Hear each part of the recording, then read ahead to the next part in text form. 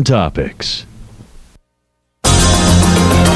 Phoenix Promotional Solutions, your company supplier of banners, digital decals, yard signs, and magnetic signs. Where you give them approved artwork by noon, the next day by 4 p.m., you pick up your banners, digital decals, yard signs, and magnetic signs. Phoenix Promotional Solutions, 368-2404. That's 368-2404. Don't forget, they do vehicle wraps also. Phoenix Promotional Solutions, 368-2404. Hi, I'm Tom Ingram, CEO of Gateway Bank, inviting you to drop by our main office on Silver Springs Boulevard every Friday from 3 to 6 p.m. for the Community Gazette, a 3-hour show focusing on our favorite community to live and work, Ocala, Marion County. Come join us with the voice of Ocala, Buddy Martin, in the new old-fashioned bank radio studio as we discuss a variety of interesting topics on the Community Gazette on WOCA, The Source. Ocala's information station, 1370 WOCA. Ocala!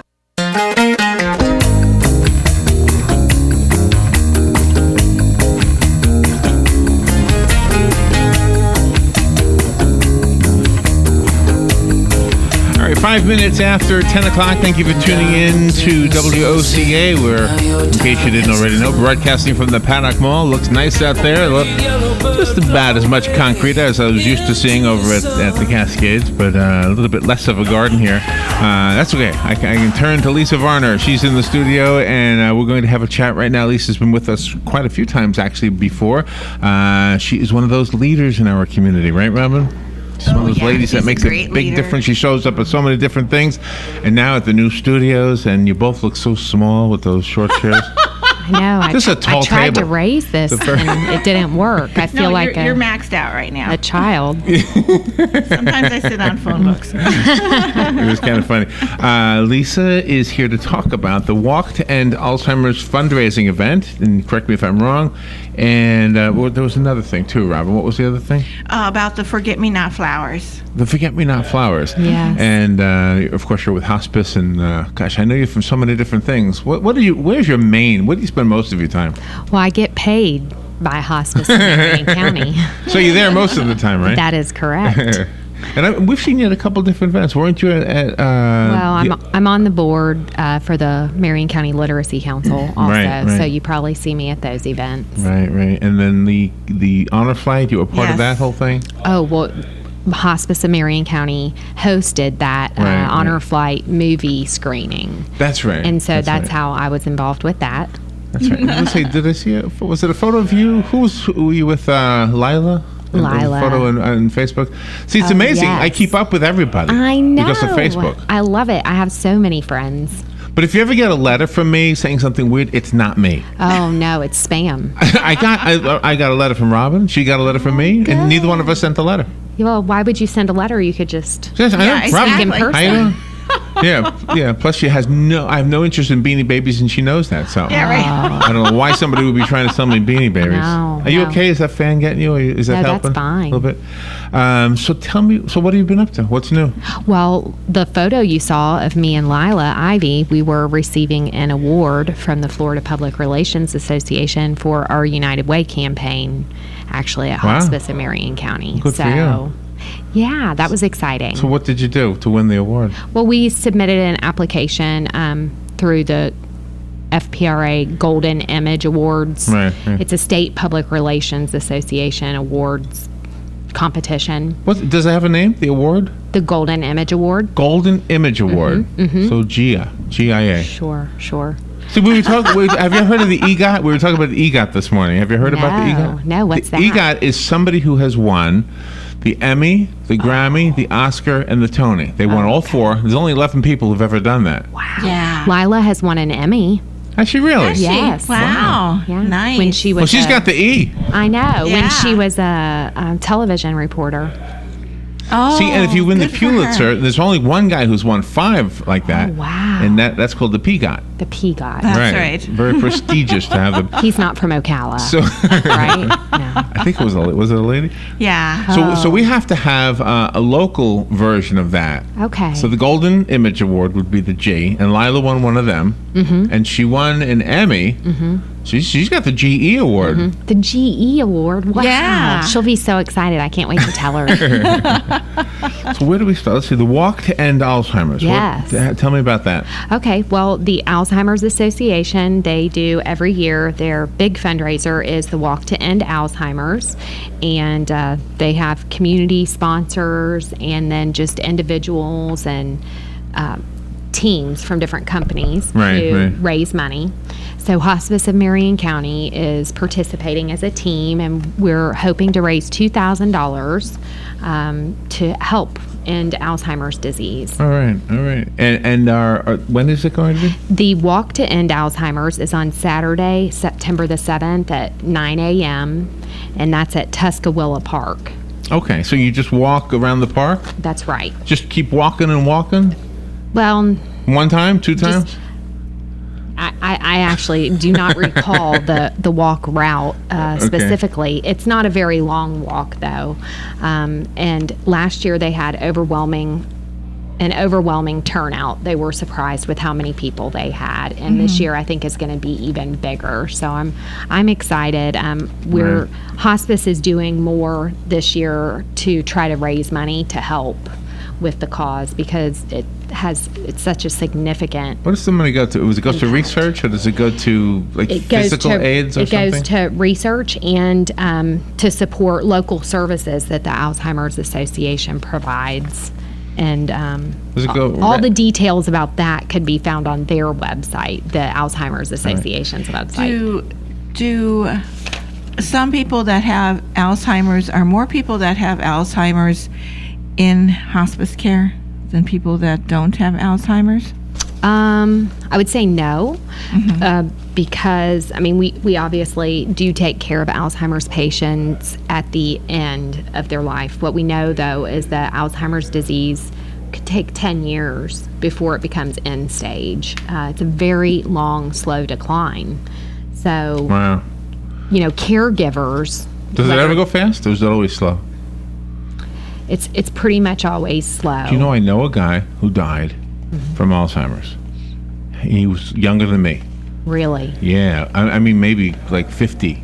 That's early onset Alzheimer's. So he's unusual, isn't he? That is unusual. And yes. I believe he had it. Well, I believe this is what I heard, because hey, how you doing? Oh, it's Joe Reichel outside. Oh, He's got his girl watcher sunglasses on today. he's like a movie star. Yeah. So he was, I guess, 4 years ago, because I kind of lost touch with him. It was like one of those old friends that you heard about. And anyway, so what I was told was that about 4 years ago, he started to not be himself at all. And you wouldn't have known him like 2 years ago. Aww. That's how I guess took 2 years to get to that point, and then 2 more years before it killed him. Okay. Just a sad story. Tell me about the Forget-Me-Not flowers. Okay. Well, the Forget-Me-Nots, they're little paper flowers that we're selling for $1 a piece to reach our $2,000 goal. Okay. And it's much like if you're at the checkout and they ask you if you want to buy and support something, a heart for the heart disease or heart association, and support something. So we have these for sale at our main office and at our thrift stores and at our hospice houses. Okay. Oh, And wow, so that's awesome. so we need to go buy some of the flowers. Well, I could take your Forget-me-nots. money today. You want the money? Yeah, I Okay. can just take your money with Okay, me we'll today, just and give I'll you put money. your name on a flower. I would appreciate Yeah. that. And Joe, I've already got $1 from him. Oh, okay. And so you're putting them on the wall. What we're doing actually is we're going to wrap our administration building with flowers. The day before the walk, we're going to have about 20 or 30 people, and what we're doing right now is we're taping the flowers together in an accordion fashion in about 10-foot Wow, segments. that's so cool. we'll have people around the sidewalk of our building, and we'll make a chain to go around the building and wrap the building in Forget-Me-Nots. And we're welcoming the community to come and participate in that, just as a physical demonstration of our commitment to this disease that impacts so many people. Lisa, just I don't know if I'm predicting, I'm not psychic, but I think you're going to make more. I think $2,000 is a low figure. I think you're going to get better. I think people are going to outdo that. Oh, well, that would be wonderful. The Alzheimer's Association would really appreciate that. I know. So do we have, before we go to the next topic, is there a phone number? We'll mention it again. Sure. My phone number is 854-5230. We're also looking for people to actually walk with us on the Saturday, September 7th. If somebody wants to join our team to walk with us, we'd love to have them. And you can just call me about that. Again, that number is 854-5230. Is there going to be like a rally and stuff after the walk where you have music and food and things like that? Or? Yes. The registration is in the morning at, say, 9, and there's a ceremony, and they do... last year they had like a Zumba instructor. People were doing like a warm up, and there's lots of vendors there and sponsors who are giving away items. And then along the walk route, they have volunteers who are cheering people on. And then when you come back, there's a little celebration, and they I believe they recognize the top fundraisers and that type of thing. Oh, isn't that wonderful? It's a good time. One of our employees is actually bringing her dog to walk with her. Oh. And last year, one of our employees, she brought her toddler son in a wagon. So, yeah, it's a good time. Wagon and dogs go together. Absolutely. Dogs, wagon. The dog was on the dog will be on a leash, so that's good. Yeah. You said something about an op-ed piece. Is that what you're holding right there? Yeah, I do have an op-ed piece that we have written that we're hoping to get in some local publications. But what many people don't know about hospice in Marion County is that our chief medical officer, Dr. Mary Lasada, she is actually board certified in neurology and psychiatry, as well as hospice and palliative care. So she has a lot of experience working with Alzheimer's and dementia. So that makes this, even more of a good fit for hospice in Marion County to be involved. So did you want to read the op-ed piece? No, I don't. What's the gist of it, though? Well, I wanted to quote some statistics here. The new statistics from the Alzheimer's Association are quite startling. 5.4 million people age 65 and over show signs of Alzheimer's disease. In the state or in the country? In the country. Okay. And over 200,000 under the age of 65, like you mentioned your friend. There is more early onset. Every 69 seconds, someone is diagnosed. Oh, wow. So just a little over a minute, someone is diagnosed. We've got 15 people since you've been here. Yes. Wow. So is there an explanation why there's so much? Are we doing something with our diet? What's going on? I'm not sure about that. Okay. My theory, and I'm not a clinician, and I've done no research, but my theory is that we live longer. Oh, okay. I mean, it would happen anyway. Right. 50 years ago, people died of a heart attack or cancer. They died suddenly. Right. It was more common, and you died earlier. You didn't live as long. You know what's weird? I got another friend from the same neighborhood I grew up in. This one is a lady, and she's also been diagnosed with Alzheimer's, and she acknowledges it. She writes about it on her Facebook page. Oh. Okay.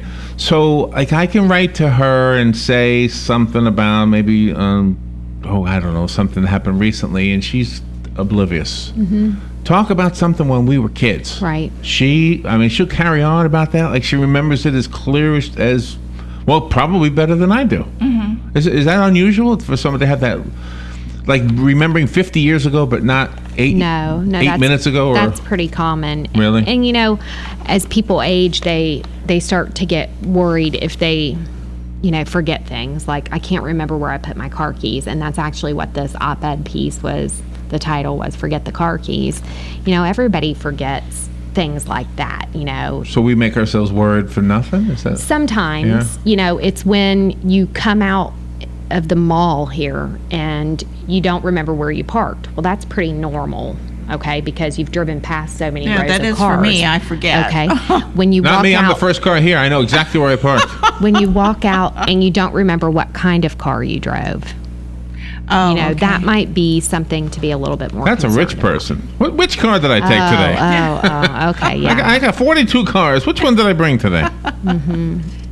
But all those stories when you are with people one-on-one, Lisa, and then you're actually speaking to them, how do you keep your composure to try to help them without breaking down in tears sometimes? Because it's very emotional what you do. Well, I don't do a lot of that. I would say that our nurses and our CNAs, our doctors, they're wonderful. And I know that the compassion that they have, it comes from feeling very blessed to be a part of these difficult journeys that people are experiencing. It's a very special time. It's a very emotional time. And I know I hear repeatedly from our CNAs and nurses especially, and social workers, how lucky they feel to be a part of it. And that they feel so rewarded that they can provide some tangible help to people, right. To really be able to relieve the stresses that they have and provide, real care that's going to make the patient feel better and make the caregiver, feel like they're doing the right thing for their loved one. The one thing I remember from a couple that Robin and I knew that had the wife had Alzheimer's and the husband did not, and he had put her in an assisted living facility and decided to live with her because he felt like her care would be better if he was there all the time. And the one thing I wondered how he could handle is the fact that she would ask the same questions a lot. Right. Like, when is lunch? It's in about 15 minutes. Okay, well, where is it? It's right down the hall. And when is it? At noon. And where over and over and over and over again. Yeah. And he had to be in his 70s, and he was still playing softball. Oh. So his, I guess, escape, that's probably not a good word, but his release. Yes, thank you. Was the fact that they had caregivers that he could entrust her to, even though he didn't do that 24 hours a day. He'd go play softball with his guys and then come back and he would just sit with her and I guess I don't know. Respite is I would refer to that as respite. And that's one of the greatest needs for caregivers. And hospice in Marion County, you mentioned that, or you asked a question about us taking care of people with Alzheimer's disease. While that is some of what we do through our hospice services, we also provide some care for people who are not on hospice through our pre-hospice program, Transitions. Which is unique to Marion County? There are other hospices that offer that, but not every hospice offers it because there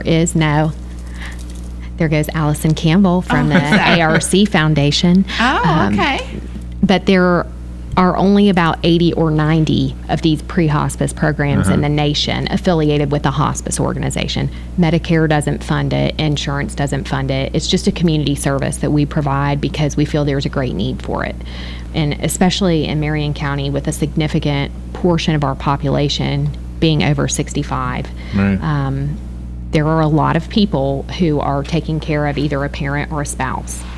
And so Transitions offers a little bit, I describe it as caregiver support, and it's a free program. So I know the answer to this question. Oh, okay. But I want you to answer it for other people. Okay. Okay. Here's the question. Why do I need hospice? Why can't I just let my loved one die at home? Why can't I just take care of him or her until God says, okay, time to go? Why do I need another person or another group of people to help me? Because it's exhausting to take care of somebody. And, unless you're a doctor or a nurse, you don't know exactly, what the disease process is going to be. Right. And how to treat things. And it can be very scary if you don't know. One of the best things I think hospice does is provide education and the support for the caregiver and the patient, explaining what the process is and what to expect so that you're not surprised and you're not scared. And people still get surprised and scared, but hospice is only a phone call away. You can call any time of the day or night and speak with a nurse. If you need somebody to come out, somebody will come out. Right. So that if your loved one's in pain, you don't have to load them up and run to the emergency room. What a comfort to be able to keep somebody at home right until the very end. In fact, my aunt, who lived in Kentucky. She just passed away last week. Excuse me, 2 weeks ago. And she was on hospice. And right up to the very end, she asked my cousin, Kimmy, where am I? Because she wanted to be at home. And she said, Mommy, you're in your bedroom. And she wasn't in her bed anymore. She was in a hospital bed. She didn't even realize it, but she knew she was in her room. Right. Because that's what she wanted. Did she have Alzheimer's? No, she had cancer. Oh, so she was there mentally. Yes. But she didn't realize she was in her own room? No. Not the last few days. Right, okay. And she was in, extreme pain. And Kimmy called the nurse in the middle of the night, and they said, well, take your emergency kit and open it and give her some extra medicine, And Wow. Kimmy said her dad only had hospice for one day, and she said, she told my mom, because my mom was there, she said, you call Lisa and you tell her that hospice needs to tell people that you get to keep your loved one and take care of them if you have hospice. Whereas if you don't have hospice, you call the paramedics, and the paramedics come and they get your loved one and they take them to the hospital. If you have hospice, you call and they come to you. Right. And you get, hospice isn't going to take your loved one away. And she said, that's what was so important. She said, I wish we would have done that with my dad, because my Uncle Joe, he wanted to stay at home, and he didn't get to, because they didn't have hospice until the last day. Oh my god. And so he went to a hospice house, and that's where he died. But had they had hospice care sooner, he would have been able to have that. Yeah. Well, I asked the question. Okay. Before I asked it, I said I already know the answer, because I went through it with my mom and my dad. And I haven't had a personal experience like that. That was pretty close, though. Was it? What's your answer? And repeat the question. No. I'm not saying you said it differently than I think you said it perfectly. Oh, okay. No. I'm just trying to say that I knew the reason, but I wanted other people to hear you. I mean, you said some things exactly as I would have said them. For example, and better than I would have said them. You said education. I mean, just knowledge. Right. I remember maybe 2 days before my mom finally passed, maybe it was, one of the hospice workers here, Marion County Hospice, sat me down, and this was in an assisted living facility, so there was like an extra second room. So in the second room, she sat me down, she took me by the hand, and she said, Larry, your mother is dying. And I said, yeah, I know. And she goes, no, I mean, like today, tomorrow. It's going to happen. I know the signs. I've seen it before. You just have to be prepared. So I thought I was. But when she put it into today, tomorrow words, then suddenly, yeah, okay, well, And Lisa, if there's a way for me to paint a picture of what this felt like, it felt like God sent down angels to you guys, the hospice. Yeah. I mean, it was like God sent down angels to help me and my family and my mom kind of go through this whole experience. And part of that was drumming it into my head that denying that death ever happens, except to other people, is foolish. Right. Because we think, oh, well, she's not going to, this is not somebody who can die. Yeah. Right. For some reason, and I don't think anybody puts it in those words, but you sort of have that back of the mind feeling that she'll get over this. She'll snap out of it, whatever. And so, and really, that's not the way God designed us. He designed us to, go. So. That's right. And I think one of the biggest barriers or roadblocks to people embracing hospice is just that, they think like death is optional. And if they have hospice, it's going to speed up the process. Right. Which actually, all research indicates that people live longer if they have hospice sooner. So there's, and people go off of hospice if their symptoms improve and they don't need hospice anymore. We're happy to and that does happen, discharge people, absolutely. Yeah. And you said an important word earlier for the caretaker point of view, exhausting. Yes. And that really is, you guys really are a blessing for that, because the caretaker has to be able to go to their own doctor's appointments. They have to go grocery shopping, but they have to have a couple hours just for them. Right. Absolutely. So Lisa, we're gonna give money. We're gonna give money. Yes, we are. But I'm gonna tell you what we're gonna do. Okay, great. 1% of the $2,000. Now, what's that, $20? Yeah. What I just commit to, $20? Yeah, $20. So we'll buy 1%. Awesome. So all you need is 99 people to do 1%, and you've got the Thank you. 2,000. Oh, that would be fabulous. Right? I appreciate that. So you can get the, what do you call them again? Forget-me-nots. The forget-me-not. These are the purple flowers right here? That's correct. And they're going to be encompassing the hospice building, right? That's Yeah. right. The main headquarters. Lisa, they picked a great person when they picked you as the... Did you apply for the job, or did somebody nominate you? How'd you get the job? What job? The coordinator? What are you, the community I'm the coordinator? community outreach coordinator. Community out. You reach out to the community wonderfully. Oh, thank you. Did you? Was it applied for? Did Oh, you say, yes. "Oh, I could do that"? Well, my degree is in public relations, Oh, so well, that makes sense then. yeah, yeah. And I kind of, when I was in college and I was trying to figure out what I wanted to be when I grow up, I took a test, and the 3 top scoring things were like journalist, public relations practitioner, or social worker. Ah. And so, I do some news writing in what I do. So is the op-ed piece written by you? No, it's written by Lila and Dr. Lasada. Okay. Because Lila is an Emmy award-winning journalist, after all. Yeah, And- but you write well. And the Golden Image Award. That's right. That's She said right. She G. said GE. And, but, I get to lay my head down at night, every night, knowing that, what I do, it's not just to make money.